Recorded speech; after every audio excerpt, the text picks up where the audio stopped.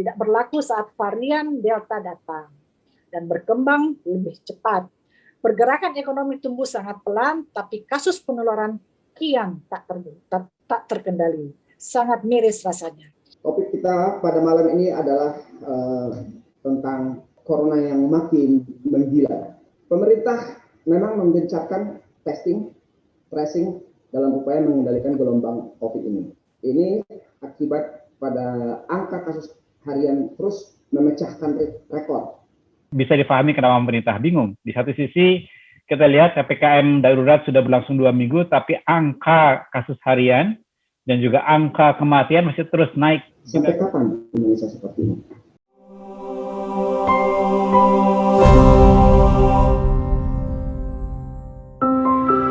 Proklamasi Demokrasi Forum, Ruang Kolaborasi Rakyat.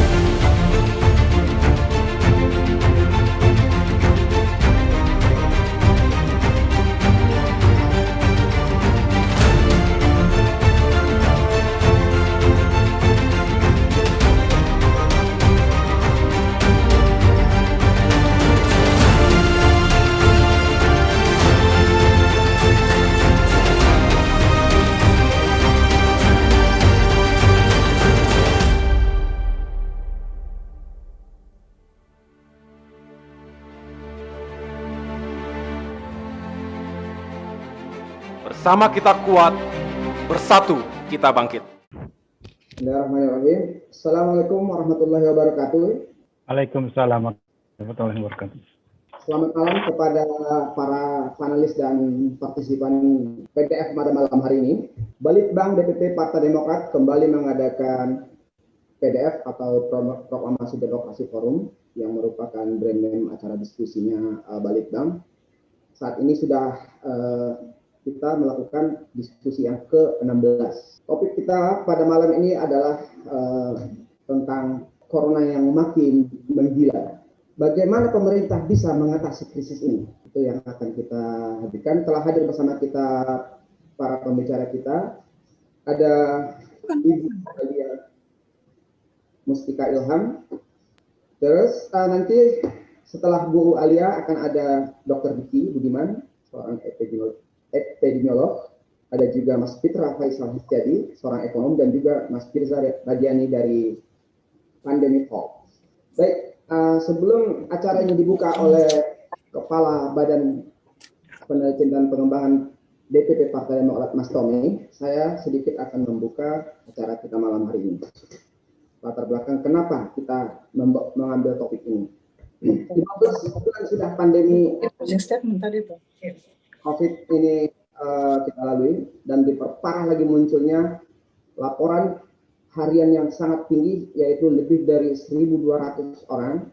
Angka ini diperkirakan akan semakin naik sebab tren kasus COVID yang baru kemarin naik per hari ini lebih dari 54.000. Jumlah tenaga kesehatan yang meninggal juga membuat miris kita. Relawan Pusara Digital kemarin sempat mencatat 1.329 tenaga kesehatan yang gugur, termasuk 491 dokter sejak pandemi ini dinyatakan mulai ada di Maret 2020 lalu. Pemerintah memang menggencarkan testing, tracing dalam upaya mengendalikan gelombang COVID ini. Ini akibat pada angka kasus harian terus memecahkan rekor.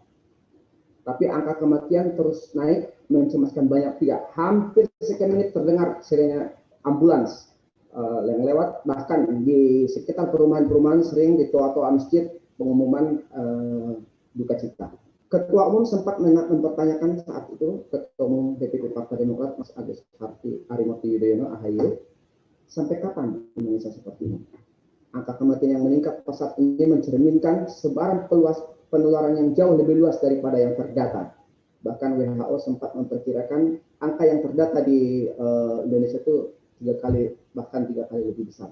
Fasilitas kesehatan di Pulau Jawa Bali nyaris kolaps dengan tingkat keterisian tempat tidur atau BOR mencapai 80-100%, jauh di atas batas aman WHO sebesar yang biasanya sebesar 60%. Pemerintah juga terlihat tergagap mengaku tidak menduga akan terjadi kenaikan kasus mulai akhir Juni. Pernyataan pemerintah ini dipertanyakan lagi oleh epidemiolog, ahli medis, dan para relawan yang media yang jauh-jauh hari meneriakkan peringatan akan terjadinya peningkatan kasus. Sikap penyangkalan pemerintah yang sempat terlihat pada awal pandemi Maret 2020 muncul lagi. Kemenkes sempat menolak anggapan fasilitas kesehatan kolaps, tapi menyebutnya over capacity. Kemenparekraf mengatakan yang terjadi bukan kelangkaan oksigen, tetapi keterbatasan. Staf Menteri Keuangan ketika ditanya soal tagihan triliunan dari rumah sakit yang mengeluh yang belum dibayar oleh pemerintah, menyatakan itu bukan utang tetapi pembayaran yang belum diverifikasi. Bahkan ketika Rumah Sakit Umum Sarjito Jogja kehabisan oksigen, dan dalam sehari semalam 63 pasien meninggal pada insiden 3 hingga 4 Juli yang lalu. Belakangan terungkap, sebelum krisis oksigen ini, pemerintah masih sempat mengirim 3.400 tabung oksigen ke India pada awal Mei dan akhir Juni. Saat krisis di sana sudah mulai berlalu, padahal kejadian itu sudah mulai turun di India. Di saat negara kita, rakyat kita membutuhkan tabung oksigen, ketersediaan itu tidak bisa dipenuhi. Sudah 15 tahun Satgas Covid juga dan pemulihan ekonomi nasional bertugas, tapi krisis kesehatan dan ekonomi belum ada tanda-tanda usai. Pada saat negara-negara lain sudah berhasil memvaksinasi sebagian besar penduduknya dan kembali menggenjot perekonomian negaranya masing-masing, perlukah kita meminta Satgas ini dia apa yang bisa kita lihat? Bagaimana elemen-elemen masyarakat sipil termasuk partai politik dan pemerintah bila ikut turun membantu memberi solusi yang konkret? Perlu kita ketahui juga memang hari ini ada penurunan angka kematian katanya, tetapi angka kasus COVID-19 hari ini tetapi diikuti juga dengan penurunan jumlah tes. Ya, boleh dibilang sama aja bohong. Baik, sebelum kita mulai ke pembicara pertama dengan Ibu Alia, kita akan dengarkan dulu keynote speaker kita, yaitu Kepala Balitbank Mas Tommy memberikan opening speech. Silakan Mas Tommy. Terima kasih Bang Yan. Selamat malam, Assalamualaikum warahmatullahi wabarakatuh. Ibu Alia Mustika yang saya hormati, kemudian Dr. Diki Budiman dari Griffith University Australia, kemudian ada Mas Firza Sadiani, kawan saya, kemudian juga ada kawan saya satu lagi, Dr. Fitra, ekonom yang juga bergabung pada malam ini. Terima kasih sudah berkenan untuk memenuhi undangan kami untuk bicara dalam proklamasi Demokrasi Forum yang ke-16 ya pada malam ini. Sengaja kami lakukan pada malam ini karena pada hari-hari ini kita sebenarnya menanti evaluasi dari pelaksanaan PPKM darurat yang sudah dimulai sejak tanggal 3 Juli lalu. Harusnya tanggal 17 kemarin sudah selesai. Kita sempat mendengar akan diperpanjang, sudah sempat diposting di websitenya Humas Polri, tapi kemudian dicabut. Kemudian disampaikan lagi oleh Menko PMK bahwa akan diperpanjang sampai akhir Juli, tapi kemudian dipending lagi. Terakhir kita dengar masih akan dipertimbangkan dalam waktu 2-3 hari lagi. Jadi masih ada, kalau saya menangkapnya, semacam kebingungan dari pemerintah, apakah PPKM ini akan dilanjutkan atau tidak. Gitu. Kalau kita mencoba berempati, sebenarnya bisa dipahami kenapa pemerintah bingung. Di satu sisi, kita lihat PPKM darurat sudah berlangsung 2 minggu, tapi angka kasus harian dan juga angka kematian masih terus naik. Kita sudah tembus 56.000, mungkin tembus 60.000 dalam waktu sebentar lagi. Tapi yang mengerikan menurut saya adalah angka kematian yang juga sekarang ada di kisaran 1.000 orang per hari. Dan seperti yang disampaikan oleh Mas Firza di Pandemic Talks dan juga teman-teman yang lain, kawal COVID, lapor COVID, gitu, bahwa angka laporan dari pemerintah ini sebenarnya jauh lebih kecil daripada angka real yang terjadi di lapangan. Gitu. Kita kalau nggak salah kemarin ada estimasi dari WHO bahwa paling tidak angka yang terjadi di lapangan itu 2,5 kali lipat dibanding angka yang dilaporkan oleh pemerintah. Itu menunjukkan bagaimana penyebaran vaksin ini, penyebaran virus ini jauh lebih luas daripada yang kita duga. Dan yang juga buat kita menjadi miris adalah beberapa bulan yang lalu kita melihat video tentang orang-orang yang bertumbangan, orang-orang yang bergelimpangan di pinggir jalan di Ekuador dan India. Dan sekarang itu kita lihat itu di Bekasi, di Tangerang, di Depok, gitu ya, di tempat-tempat yang dekat dengan kita. Dan sekarang kita juga mulai sering mendengar laporan dari desa-desa, dari tempat-tempat yang jauh, bahwa orang-orang mengira mereka sakit flu saja, tapi kemudian meninggal. Jadi situasinya lebih buruk daripada yang kita bayangkan semula yang kita bisa lihat, gitu ya. Nah, di sisi lain kita juga melihat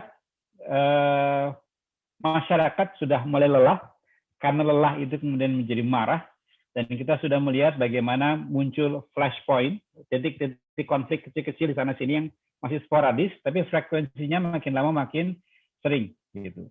Sehingga agak khawatir bahwa persoalan ekonomi masyarakat kecil ini bisa bergeser menjadi persoalan sosial keamanan. Jadi malam ini dalam waktu yang relatif singkat, saya ingin mengundang bapak-bapak, ibu-ibu sekalian untuk sumbang saran, sumbang pikiran tentang pertama, bagaimana kita melihat PPKM darurat selama 2 minggu ini? Apakah sudah efektif untuk mengendalikan pandemi?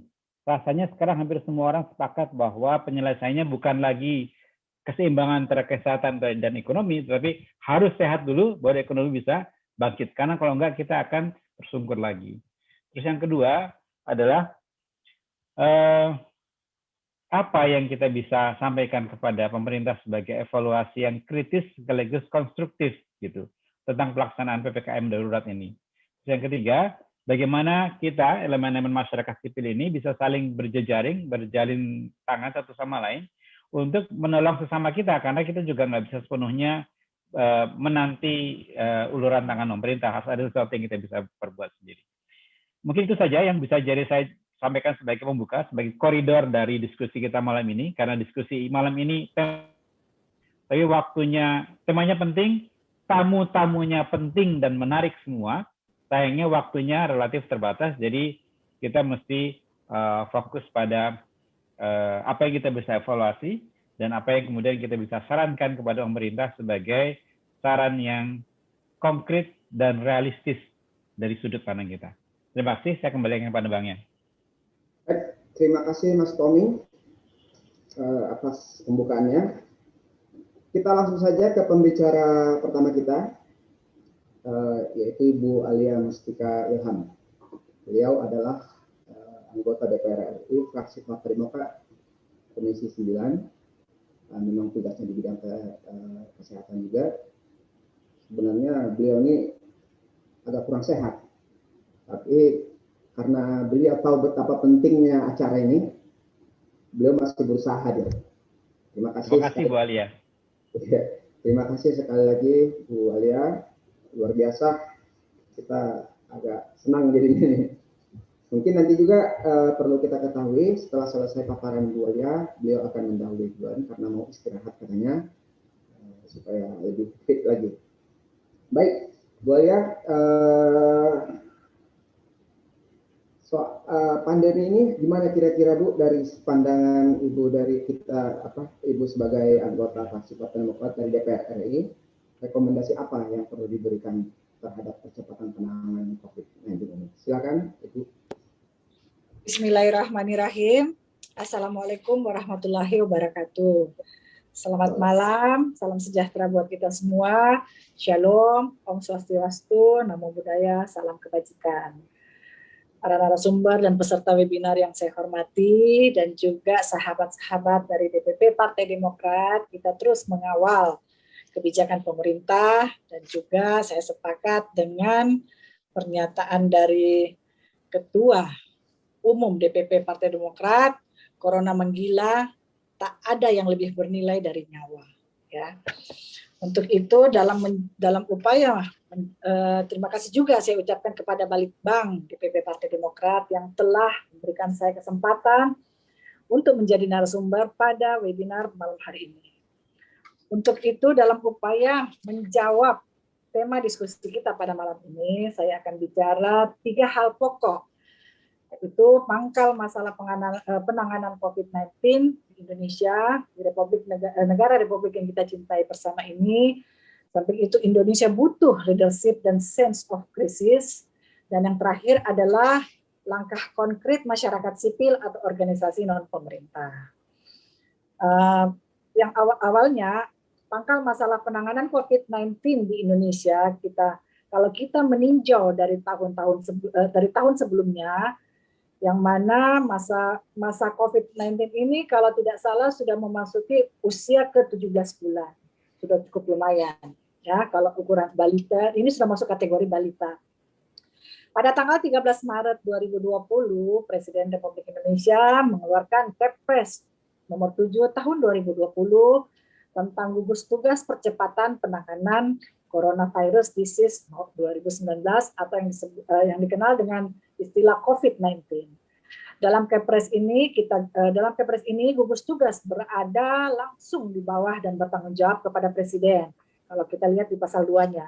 Dan bertujuan dalam percepatan penanganan COVID-19 baik dalam ketahanan nasional di bidang kesehatan, sinergi antar lembaga dan kebijakan operasional, antisipasi eskalasi penyebaran, kesiapan dan kemampuan mencegah, mendeteksi, dan merespon COVID-19. Tujuannya fokus pada penanganan COVID-19 dan konsekuensi kebijakan tersebut. Secara tegas kita bisa lihat pemerintah menutup sementara penerbangan luar negeri kita saat ini. Tidak seperti PPKM darurat saat ini. Jalur masuk penerbangan luar negeri masih dibuka di saat aturan dalam negara kita membatasi pergerakan masyarakat. Kebijakan ini pula saya juga pernah kemukakan pada raker dengan Kementerian Kesehatan bagaimana kebijakan pemerintah tersebut untuk menutup penerbangan luar negeri dan menahan arus masuk daripada para warga negara asing. Dan pada saat itu pula langsung dijawab oleh Bapak Menteri Kesehatan kalau kebijakan dari koordinator Satgas COVID yang baru dalam hal ini Menko Kemaritiman, kalau hal tersebut tetap diberlakukan tetapi masa isomannya diperpanjang dari 5 hari ke 8 hari.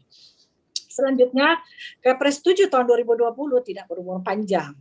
Karena 20 Juli 2020 Presiden Republik Indonesia kembali menerbitkan Peraturan Presiden Nomor 82 Tahun 2020 yaitu Perpres 82 Tahun 2020 tentang Komite Penanganan Coronavirus Disease 2019 atau COVID-19 dan pemulihan ekonomi nasional, yang mana salah satu poin dari Perpres tersebut adalah mencabut dan menyatakan tidak berlakunya kembali Kepres 7 2020 sebagaimana telah diubah dengan keputusan Presiden nomor 9 tahun 2020.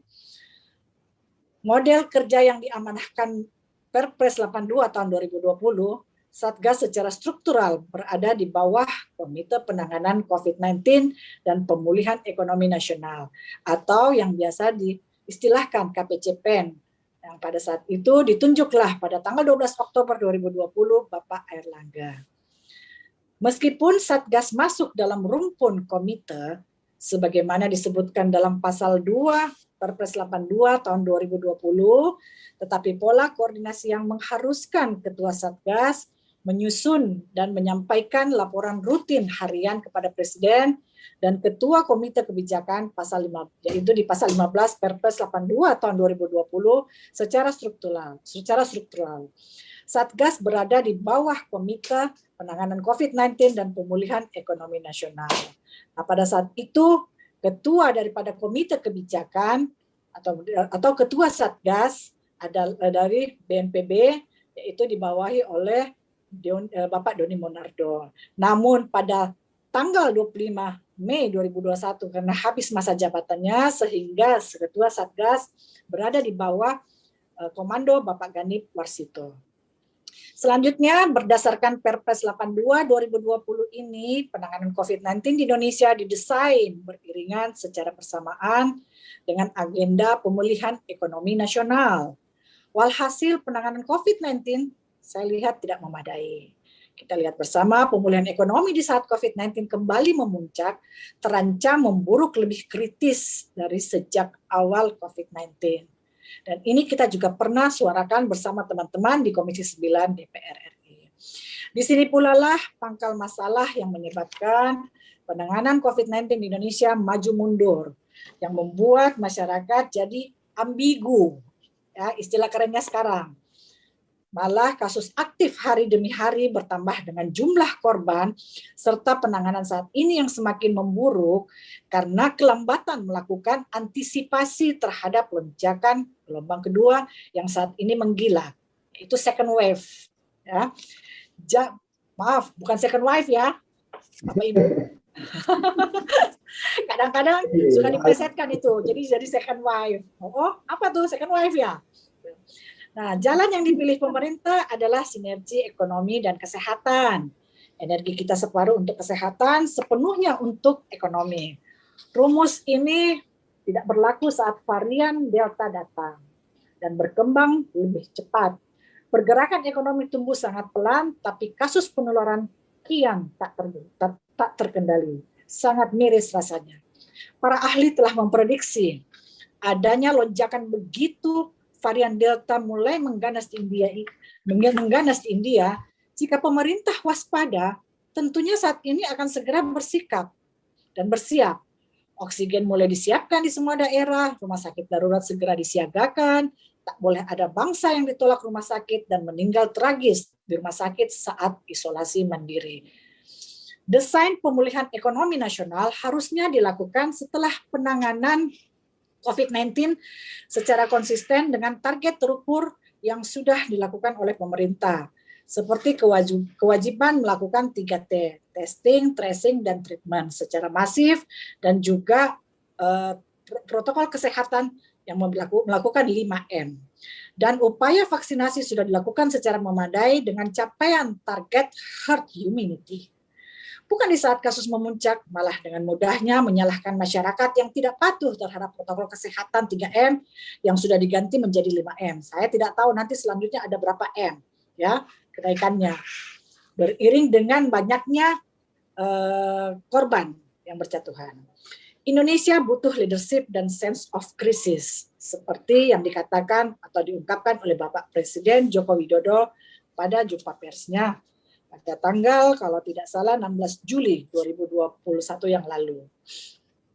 Saat ini perintah dari Presiden tidak selalu ditaati di level bawah. Beberapa menteri, gubernur dan kepala daerah, bupati wali kota bisa saja punya kebijakan berbeda, dan itu kita rasakan bersama. Begitu juga di dapil saya.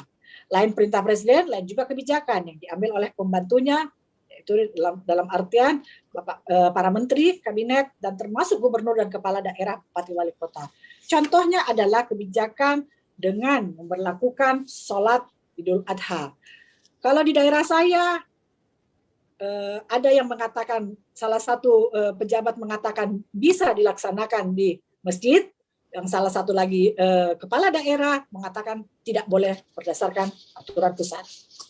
Nah, saya rasa Presiden harus kembali mengambil alih tanggung jawab perang melawan COVID secara langsung dan agenda pemulihan ekonomi nasional dilanjutkan setelah Indonesia sudah keluar dari krisis COVID-19 ini dan telah memasuki fase target herd immunity melalui vaksinasi secara nasional.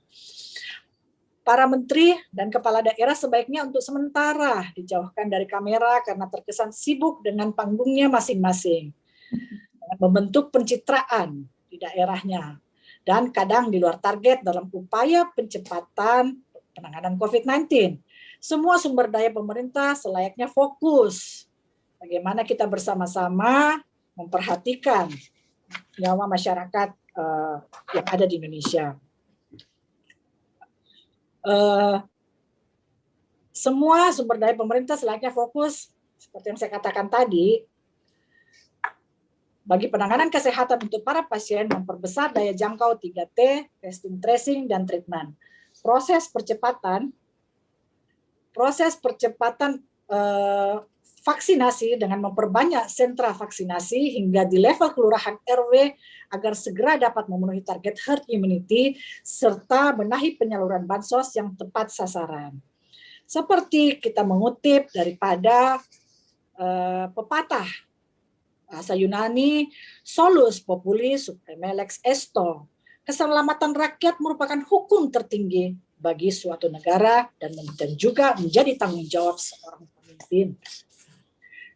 Keputusan Presiden yang kami juga dalam hal ini atas nama juga Komisi 9 DPR RI dan juga Partai Demokrat memberikan apresiasi kepada keputusan Bapak Presiden antara lain yaitu pada tanggal 16 Desember 2020 menggratiskan vaksinasi untuk masyarakat secara keseluruhan dan dilanjutkan pada 13 Januari 2021, Presiden memperlihatkan kepada masyarakat kalau dialah orang pertama yang divaksin, sehingga tidak menjadi keraguan di masyarakat. Selanjutnya, 8 Februari 2021, pelaksanaan vaksinasi, 22 Januari 2021, pelaksanaan vaksinasi diperuntukkan untuk yang utamanya adalah para nakes karena mereka adalah merupakan garda terdepan ya. Nah, itulah tadi saya juga terus mengutip kata atau pernyataan dari Bapak Ketum kita AHY, tak ada yang lebih bernilai dari nyawa ya.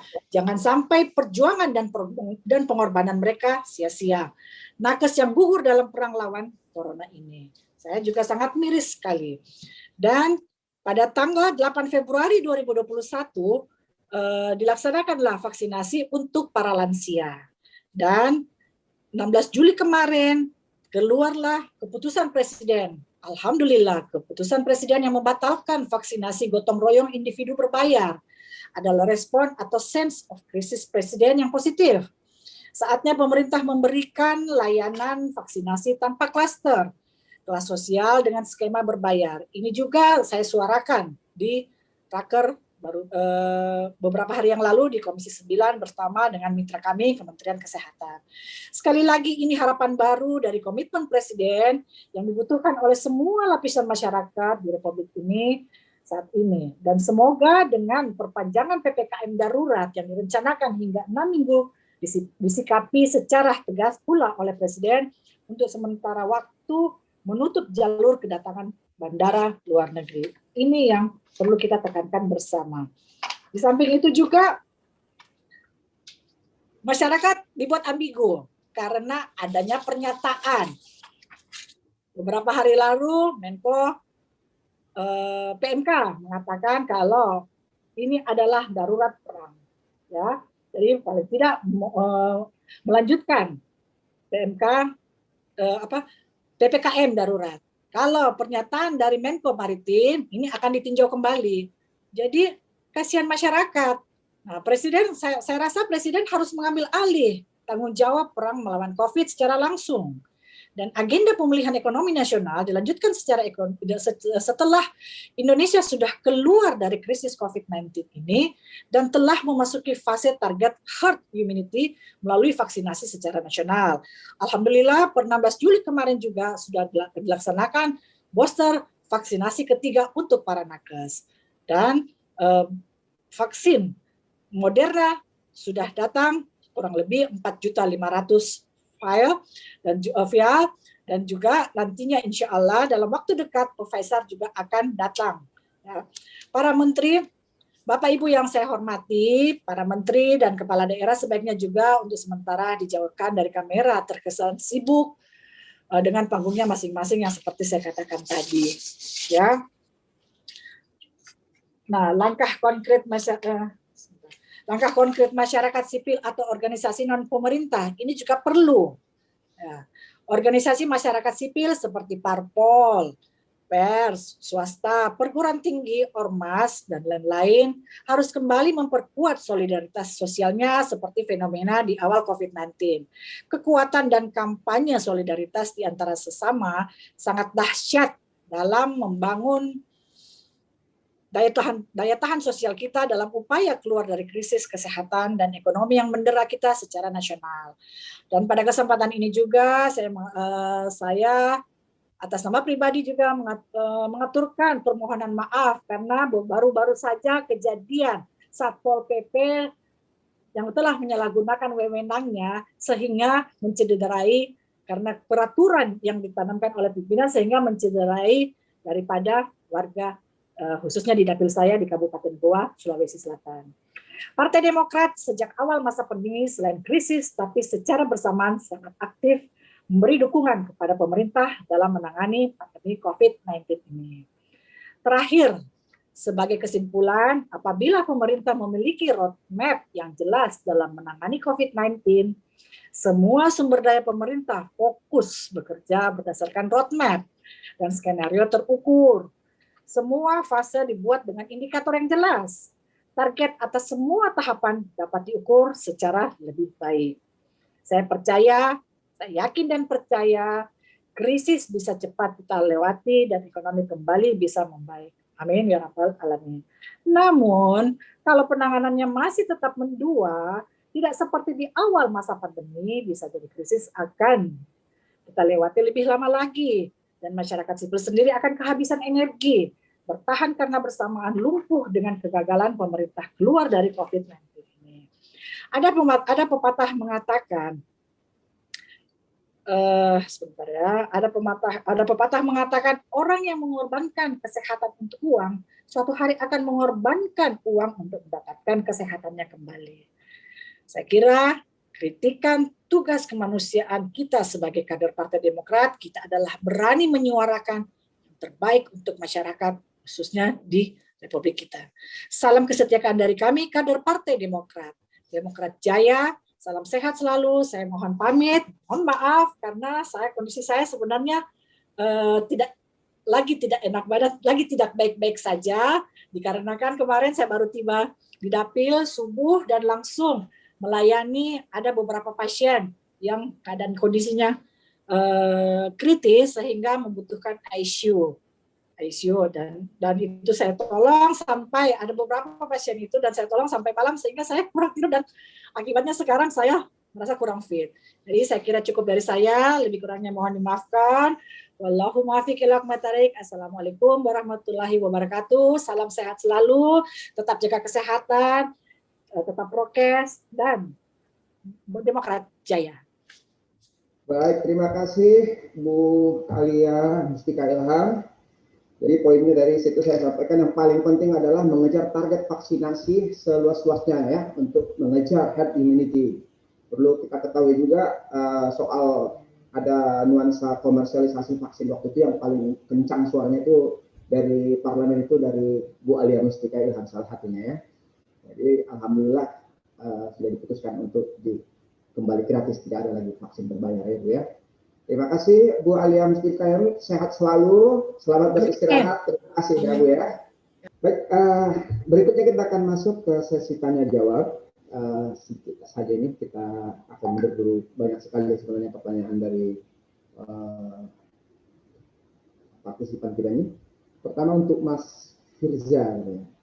Terkait adanya isu koordinasi vertikal pusat daerah yang sebelumnya disampaikan, menurut Pandari Talks, apa jalan keluarnya? Apakah perlu dilakukan perubahan kelembagaan yang ada saat ini, atau haruskah Presiden langsung yang memimpin tim pengendalian COVID ini? Begitu Mas Firza, pertanyaan daripada partisipan kita. Ya Pak Ian, coba saya jawab ya. Ya. Secara realita ya, sebenarnya ini bukan rocket science sih jawabannya. Itu tuh kayak apa ya? Idealnya di lembaga-lembaga, di korporasi-korporasi yang sudah saya pernah kerja sebelumnya, ya di setiap meeting itu kan harusnya dibahas tentang anggaran ya. Itu sih. Lalu setiap ini udah bukan ini nggak butuh leadership yang luar biasa sih. Ini kayak mimpin weekly meeting rapat Pak RT. Apa maksudnya bulan lalu minggu lalu ada apa notulennya ya sudah selesai belum gitu. Sesimpel itu kan. Lalu gimana anggaran komplek kita gitu. Ini selesai di komplek saya. Mau membangun lapangan atau benerin jalan gitu kan. Lah kok udah wah ternyata di anggaran kita udah ada 2 miliar nih, udah 2 tahun nggak pernah diserap gitu. Padahal kita kemarin baru ngomong ke warga kalau apa namanya kita lagi nggak punya duit, ternyata duitnya banyak kita ya itu. Jadi ini hal yang sederhana, simple, jawabannya simple. Kita butuh leadership buy-in gitu. Di dalam organisasi, terapan ilmu organisasi, mau organisasi kayak pasti SMA, organisasi pramuka, OSIS dan sebagainya. Ketika ada suatu mata rantai yang bundet, kusut, ya itu butuh eskalasi, Pak Ian. Butuh eskalasi dari pemimpin utamanya, yang person in charge-nya siapa gitu. Pimpinan proyeknya siapa nih gitu. Nah ini sayangnya yang terjadi kan akhirnya kayak mentok-mentoknya ya, ini maaf ya akhirnya kayak Kemendagri, ya curhatnya ke media kan, ya tolong ini gubernur ini gitu, dah terus kayak kemarin ini Menko, salah satu Menko bilang PPKM sudah diperpanjang gitu, ternyata Menko yang lain belum gitu kan. Nah jadi apa ya kayak akhirnya nggak ada yang, karena sejak awal tidak ditentukan jenderal lapangannya siapa mungkin ya. Bahkan sekarang pun kalau mau dilihat jernih, Menkes yang dulu dan sekarang pun itu nggak dapat memenang jadi jenderal di lapangan gitu. Itu harus ditentukan. Nah misalkan sampai sekarang di titik ini nggak terjadi, ya di ilmu organisasi terapannya ya yang paling atas yang harus ngambil sih. Karena ini udah apa ya?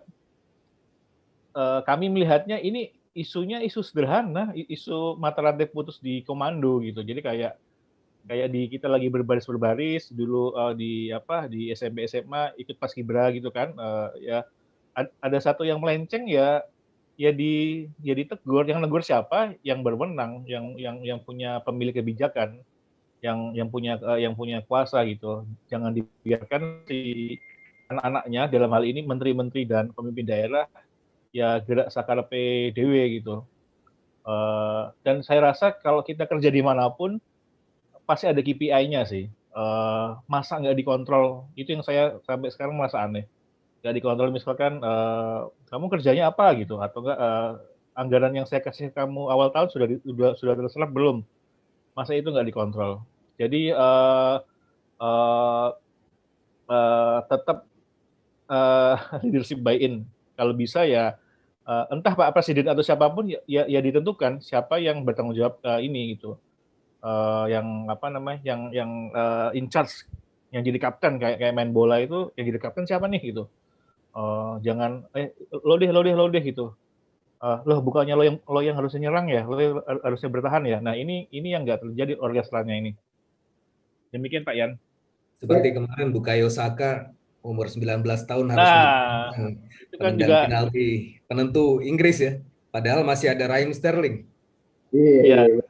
Anjing rilis gitu atau Stone gitu kan ya. Ya itulah. Baik. Ini sebenarnya banyak beberapa pertanyaan terkait vaksin juga. Mungkin saya hanya pilih saja beberapa pertanyaan yang masih relevan ya, karena dua pembicara kita kebetulan sudah duluan karena ada keperluan lain dan satu lagi sedang kurang enak badan. Ini tentang vaksin. Oke, kita masuk ke ada dari Harlan katanya. Ini katanya ada hantu yang menghantui pemerintah jika ekonomi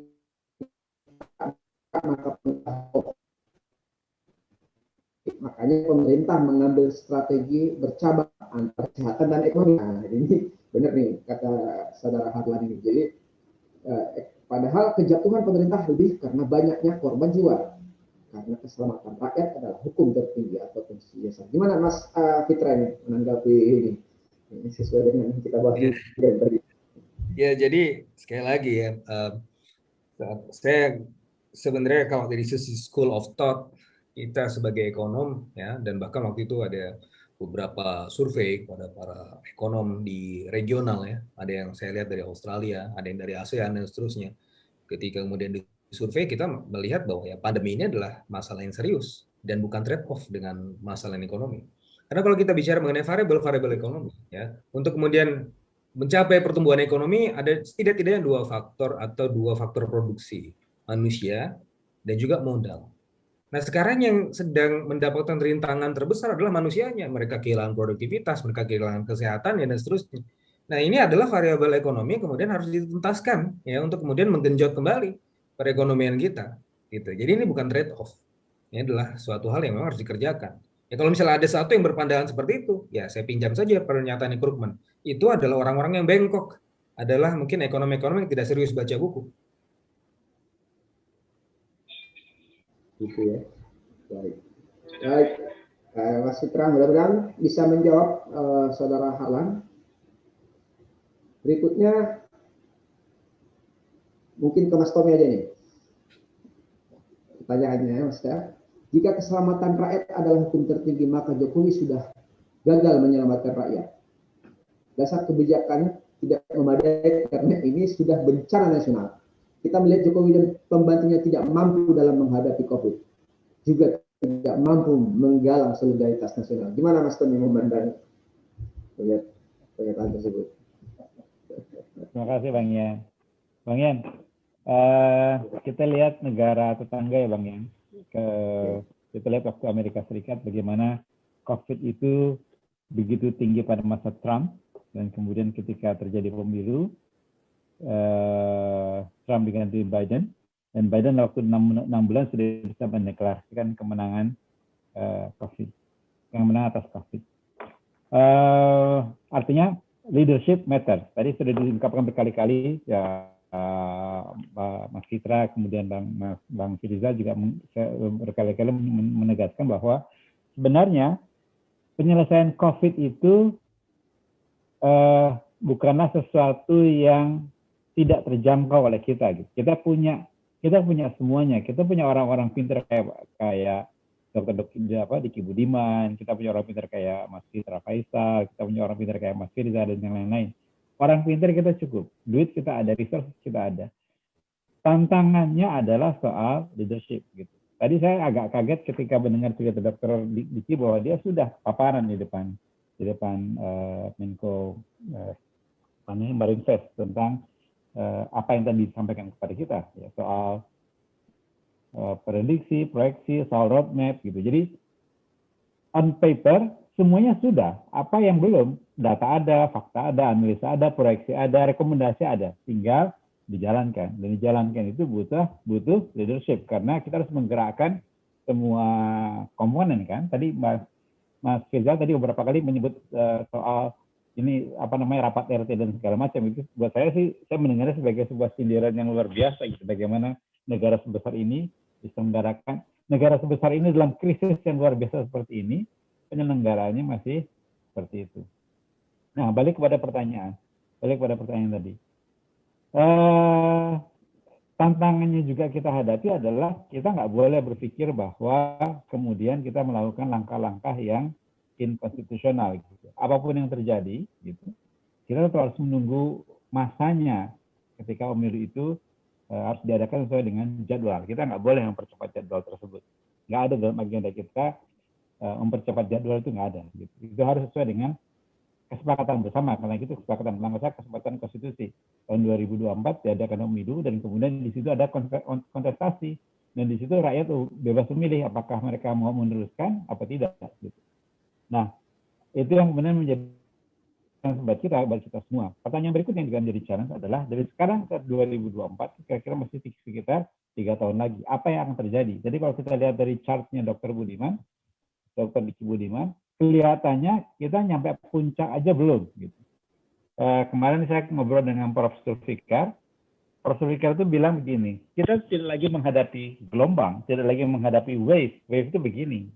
Kita menghadapi dinding, gitu. Karena angka percepatannya luar biasa. Tadi Mas Firza sudah menunjukkan dari 100.000 ke 200.000 18 hari, 200.000 ke 300.000 8 hari, 300.000 ke 400.000 8 hari, 400.000 ke 500.000 cuma 4 hari, gitu. Dan kita mungkin sejuta itu mungkin nggak akan lama lagi, gitu. Plus tingkat kematian yang masih tinggi. Jadi memang bukan persoalan yang gampang ya Bang ya. Di satu sisi kita menghadapi krisis kesehatan yang mengancam jiwa. Jadi saya sepakat banget dengan Mas Firza bahwa para buzzer segala macam itu tangannya berlumuran darah gitu, karena mereka bertanggung jawab atas orang-orang yang tidak tertangani gitu. Kemudian kita juga menghadapi tadi peringatan yang sudah berkali-kali juga kita dengar bahwa begitu kasus aktif mencapai 1 juta, maka ancaman kolaps fasilitas kesehatan kita bukan lagi fungsional kolaps seperti kata IDI gitu, dia benar-benar sudah bisa structural collapse gitu. Rumah sakit darurat bisa segera dibikin di waktu semalam, tapi tenaga kesehatannya kan nggak mungkin.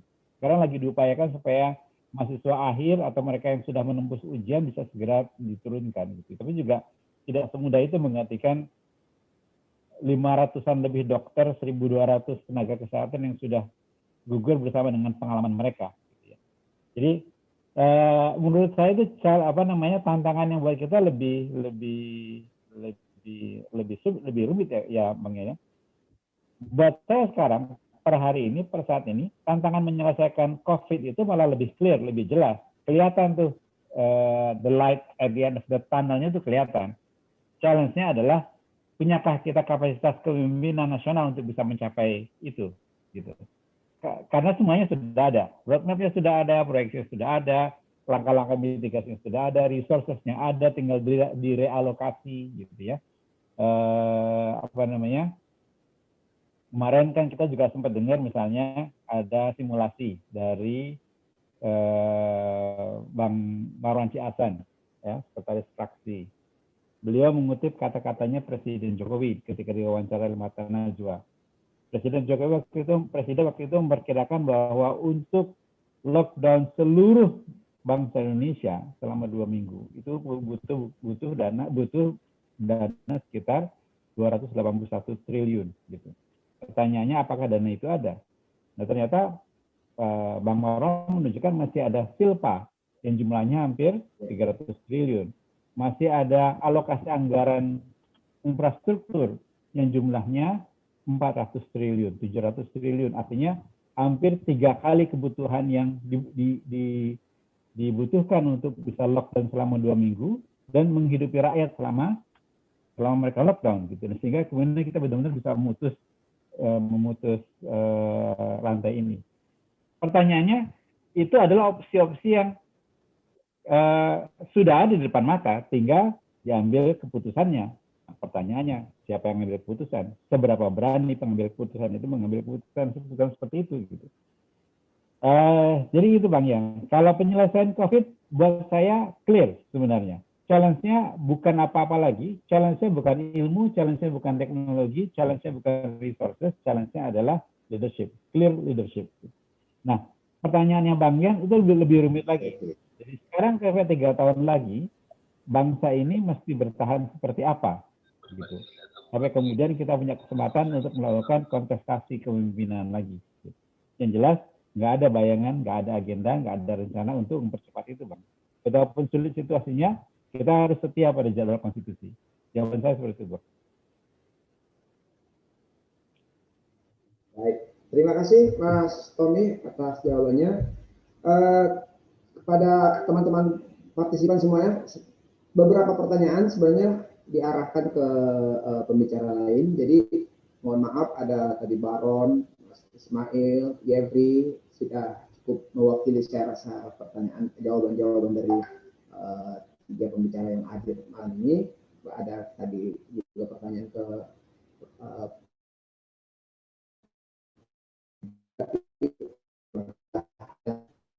gitu ya. Jadi mohon maaf, waktu juga sudah cukup larut. Memang kita bicara COVID ini, apalagi memang sekarang lagi menyeramkan dan menakutkan sekali. Buat kita membahas ini sangat menarik ya. Bagaimana solusinya ke depan, apa yang kita harapkan, dan kebijakan-kebijakan apa nanti yang akan diambil oleh DPP Partai Demokrat untuk mengeluarkan statement dan sebagainya. Sebagai penutup, kita akan masuk ke closing statement. Mungkin langsung ke Mas Tommy dulu. Mas Tommy, langsung closing statement-nya, Mas. Terima kasih banyak. Sekali lagi saya mengucapkan terima kasih banyak atas insight, usulan, kemudian saran dari Bang Mas Firza, Mas Fitra, kemudian tadi Dr. Diki, Bu Alia, gitu ya. Saya ulangi saja bahwa buat saya makin lama makin clear bahwa it is a doable problem. COVID-19 pemulihan ekonomi itu doable, achievable, manageable problem, gitu ya. Asal kita punya kepemimpinan yang jelas, kepemimpinan yang clear, mau ngambil risiko untuk tidak populer, gitu, dan untuk bisa menyelamatkan rakyat. Ke depan yang mesti kita lakukan adalah kita harus mau nggak mau dalam keadaan situasi sulit apapun, walaupun kita rasanya kok kayaknya nggak ada masa depan yang cerah di depan kita ya, tapi ya dialog seperti ini, diskusi seperti ini, networking seperti ini harus tetap dijalin, harus tetap dirangkai bersama, sehingga pada saatnya kita bisa punya kekuatan kolaborasi bersama-sama gitu untuk bisa menyelamatkan bangsa ini, karena kalau bukan kita ya siapa lagi gitu. Mungkin itu yang bisa saya sampaikan, Bang Yan, pada saat ini. Yang jelas tidak ada agenda percepatan jadwal pemilu ya, Bang Yan. Ini yang penting. Sesuai dengan jadwal konstitusi. Yang terpenting strong leadership ya. Oke, berikutnya mungkin ke Mas Firza, silakan closing statement dari Mas Firza. Ya, melengkapi dari yang tadi saya sampaikan, panelis-panelis dan closing statement dari Mas Tommy, saya ingin menggarisbawahi lagi bahwa sebaiknya sih pemerintah pusat, negara, dan pemerintah daerah ya tetap mengutamakan warga ya. Kita udah mulai sering dengar ya terjadi kayak dua statement, dua kubu misalkan. Ya kalau orang yang punya duit ya prokes, kalau yang nggak punya duit ya saya lapar Pak, saya lapar gitu. Nah itu juga harus itu kaitannya erat sama tadi Mas Fitra dan Mas Tommy juga ya mereka dikasih makan lah gitu, entah gimana caranya itu. Atau enggak misalkan pas lagi penggerebekan, penutupan tempat yang itu ya, jangan didenda mahal gitu, misalkan didenda 5 juta gitu. Ada salah satu tokoh pejabat yang smart move ya, akhirnya dia yang memborong barang ya, paling enggak negara nggak muncul tapi pejabat-pejabat bisa muncul sebagai pahlawan gitu. Jangan cuma dari organisasi sipil gitu atau individu-individu semacam Dr. Fitra contohnya ya. Lalu ini melengkapi Mas Tommy lagi, saya yakin itu yang di atas sana lah ya, itu isinya orang-orang pintar semua gitu loh. Harusnya sudah bisa, ini kemajuan, apresiasi juga sudah mau PPKM darurat itu udah kayak mukjizat sih. Saking ininya ya, saking rendahnya ekspektasi gitu. Kayak hari ini atau kemarin Pak Menko Maritim bilang minta maaf tuh kayaknya semua orang seneng gitu. Iya. Saking ininya apa? Surprising. Saking Nggak butuh terduga. itunya ya Mas Tommy ya gitu, kayak kemarin Twitter langsung alhamdulillah akhirnya minta maaf gitu. Jadi kayak maaf itu kayak udah kayak dahaga sekali gitu. Betul. Dikasih maaf Itu aja udah apa? seneng banget ya. Iya ya, kasihan loh, saya kan ngerasa kasihan sih sama kita. Nah, banyak orang pintar kan, ya ini sudah benar PPKM, mohon proyeksinya itu lebih tepat gitu. Jangan sampai di luar Jawa itu kejadian seperti di Jawa. Kalau udah kejadian susah, logistiknya disiapin, pokoknya perhitungannya yang tepat lah. Dan apa namanya, kalau perlu ya itu seperti kata Mas Vito sama Mas Tommy, saya bukan ahli ekonomi tapi harusnya uang ada lah, uang di daerah itu ada lah. Pikirkan rakyat kita bisa Zoom, tapi di satu momen banyak keluarga yang malam ini mikir besok kalau saya nggak kerja, keluarga saya makan apa besok gitu. Itu yang nggak pernah dipikirin, nggak jadi narasi di publik lah. Itu sih Pak Yan. Siap. Baik, terima kasih Mas Firza atas closing statement-nya. Berikutnya silakan Mas Fitra, closing statement. Ya Pak Yan, jadi ini kita cuma bisa menemukan output yang biner ya, 1 atau 0, berhasil atau tidak. Jadi this is a 50-50 chance gitu. Nah jadi dalam prinsip quantum physics ini ada sebuah hypothetical cat, ya, kucing hipotetikal yang disebut sebagai Schrodinger's cat. Ya, dia bisa mati atau hidup tergantung persepsinya. Tapi cuma ada 2 kemungkinan itu, dia mati atau hidup. Nah dalam prinsip quantum entanglement, ya, untuk kemudian kita bisa kemudian menghasilkan output yang sesuai dengan apa yang kita inginkan, lintasan hubungan antara aktor dalam hal ini harus lebih signifikan gitu. Nah dalam hal ini kan kita masih lihat ya masih sporadis ya, pemerintah kemana, komunitasnya kemana, segala macam. Tadi juga disampaikan oleh Mas Firza bahwa yang lebih kelihatan ini adalah sebenarnya solusi-solusi yang lebih grassroots ya, yang tampil itu adalah tokoh-tokoh yang seperti Dr. Tirta dan segala macam yang sebenarnya dia bukan pemerintah gitu. Kita juga melihat bagaimana masyarakat menolong sesamanya, dan itu merupakan buah dari DNA kita sebagai masyarakat yang kental dengan nuansa gotong royong. Tetapi kita belum kemudian melihat ini terkoordinasi dengan baik. Pemerintah juga masih sering menyalahkan masyarakat dan seterusnya. Nah sehingga yang paling penting adalah menjadikan ini sebagai agenda bersama gitu ya. Pemerintah mengajak kemudian seluruh stakeholders-nya untuk berpikir bersama, masyarakat juga membantu dan seterusnya. Sehingga kalau misalnya kita bisa melibatkan koordinasi lintas aktor ini, pemerintah, universitas, komunitas, dan kemudian industri, saya rasa dengan konsep quadruple helix ini kita akan bisa menuntaskan masalah dan justru akan memunculkan peluang-peluang dan kemudian keajaiban-keajaiban gitu Pak Yan. Terima kasih Mas Fitra. Jadi kalau saya menarik benang merahnya lah, katakan memang ini yang paling penting itu poinnya adalah strong leadership dari seorang pemimpin itu ya. Jadi tidak ada lagi kebijakan-kebijakan yang setengah hati, yang nanggung, atau koordinasi yang tidak sinkron antara bawahannya begitu kira-kira. Itu mana yang saya tangkap malam ini. Diskusinya sangat menarik, menambah wawasan kita. Sebenarnya masih ingin lanjut diskusi ini, tapi karena waktu sudah cukup larut, kita akan mengakhiri acara Proklamasi Demokrasi Forum yang ke-16 ini. Mohon maaf jika dalam penyajian acara kami ini ada yang kurang, jika ada yang salah mohon dimaafkan. Sekali lagi kami ucapkan terima kasih kepada para pembicara kami, Mas Fitra, Mas Firza, Mas Tommy, tadi Ibu Alia dan Dr. Diki. Sekali lagi kami ucapkan terima kasih. Kami akhiri acara ini. Wabillahi taufiq wal hidayah. Assalamualaikum warahmatullahi wabarakatuh.